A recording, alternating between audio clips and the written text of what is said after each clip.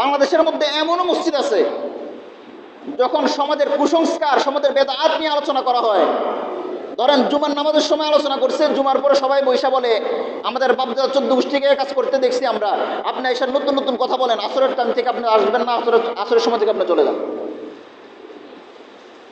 যে সমস্ত কমিটিরা এগুলো এমন কথা বলে, তারা মসজিদের কমিটি হওয়ার যোগ্য না, মাদ্রাসার কমিটি হওয়ার যোগ্য না। কেন? দ্বীনি শিক্ষা প্রতিষ্ঠানের কমিটি হওয়ার জন্য কমপক্ষে ন্যূনতম দ্বীনি কিছু জ্ঞান থাকা দরকার। দ্বীনি কিছু জ্ঞান যদি নাও থাকে, কমপক্ষে এই জ্ঞানটা থাকা দরকার। বাপদাদা 14 গোষ্ঠী কোনো দলিল হতে পারে না। দলিল কোরআন, হাদিস, সাহাবায়ে কেরামের আদর্শ।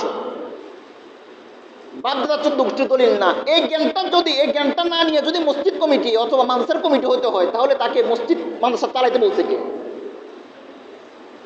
যে ব্যক্তিরা এটা জানে না যে বাপদাদা 14 গোষ্ঠী ইসলামের দলিল হওয়ার যোগ্য না, যে ব্যক্তিরা এটা জানে না যে সৌদি দলিল হওয়ার যোগ্য না, যে ব্যক্তিরা এটা জানে না যে আমাদের বড় বড় স্কলাররা, আমাদের বড় বড় ইসলামিক স্কলাররা, তারা শরীয়তের দলিল হওয়ার যোগ্য না, শরীয়তের দলিল কোরআন, হাদিস, ইজমা, কিয়াস, যে ব্যক্তিরা এটা জানে না, তাকে কে বলছে মসজিদের কমিটি হতে? তাকে কে বলছে মাদ্রাসার কমিটি হতে?